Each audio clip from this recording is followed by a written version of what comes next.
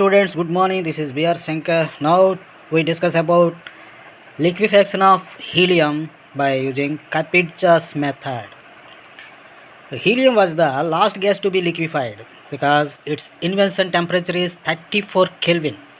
So if you want to decrease the temperature of any gas, the temperature of the gas must be less than its invention temperature. So here its invention temperature is 34 Kelvin, very low temperature. So decrease its temperature, we must take the temperature of the helium is below 34. It is impossible. So it can't be liquefied a long time. Next, boil temperature of the helium is 70 Kelvin and critical temperature is 5 Kelvin. Very small temperatures, very low temperatures. So because of these very low values, it was very difficult to liquefy helium. For liquefaction of helium, Kapitza applied the method of external work, the so-called expansion engine.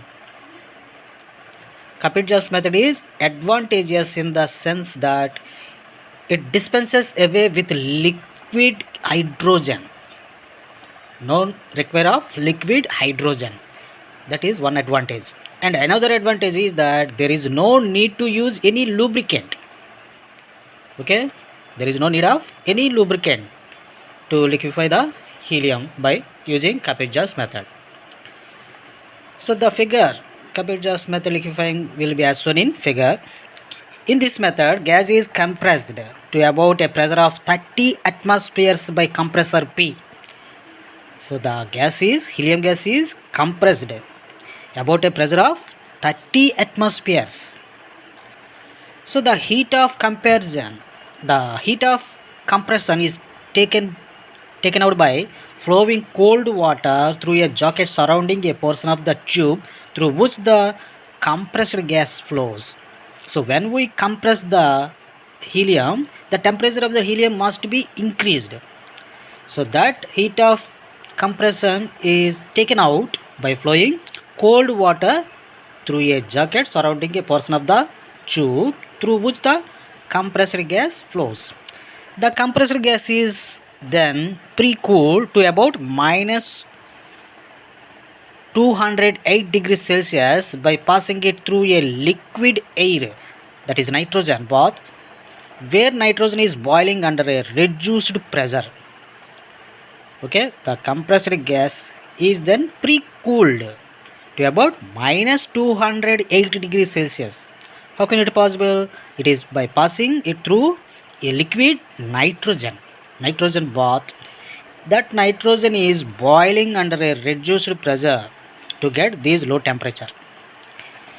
A portion of this pre-cooled gas is next passed through the expansion engine E. Okay, this gas, helium gas, is passed through the expansion engine E. Due to adiabatic expansion of the gas inside E, the gas is cooled to about minus 263 degrees Celsius. Okay, due to the adiabatic expansion in the engine, the gas cooled about minus 263 degrees Celsius.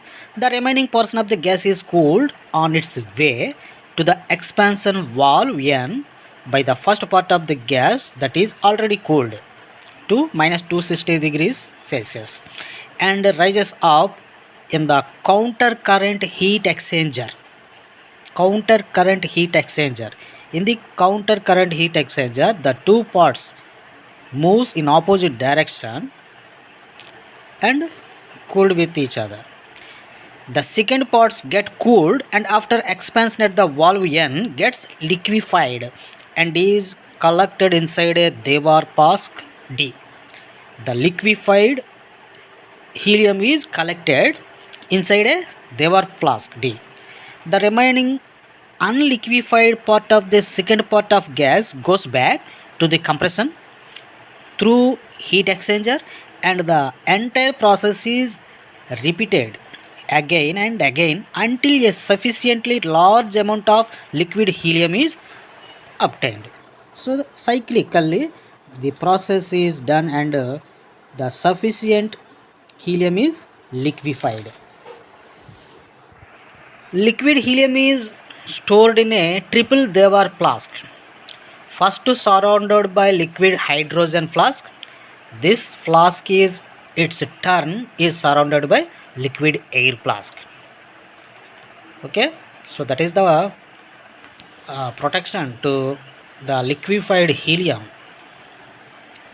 Okay, it is stored in a triple Dewar flask. In triple, the second part, first surrounded by the liquid hydrogen flask, and the third flask is in its turn is surrounded by liquid air flask.